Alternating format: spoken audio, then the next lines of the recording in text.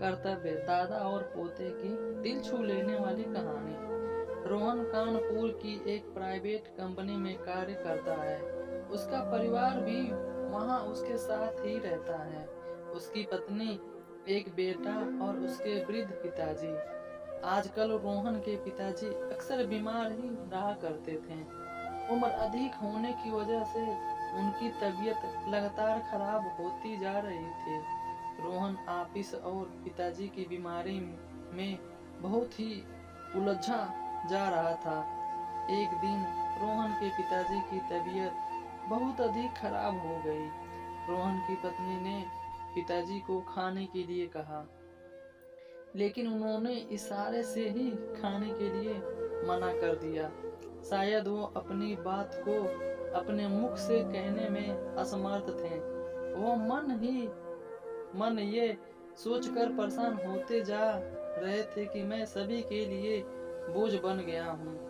अब वो न तो किसी से अधिक बात करते थे और न ही ठीक प्रकार से खाना खा रहे थे। बार बार खाने के लिए मना करने पर रोहन और उसकी पत्नी तंग आ गए और रोहन बड़े ही जोर से अपने पिताजी पर चिल्ला उठा। रोहन का पुत्र सौरव को ये देखकर अच्छा न लगा। वो अपने दादाजी के सबसे करीब था। सौरव रसोई से भोजन की थाली लेकर आया। उसने अपने हाथ से रोटी का एक निवाला लिया और अपने दादाजी की ओर बढ़ाया।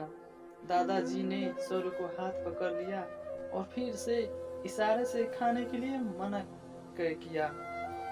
जैसे ही सौरव को दादाजी की हाथ का स्पर्श हुआ, उसे दादाजी का हाथ बहुत गर्म महसूस हुआ। सौरव ने जल्दी से थर्मामीटर लिया और दादाजी का तापमान चेक किया। देखने पर पता चला कि दादाजी को बहुत तेज बुखार था।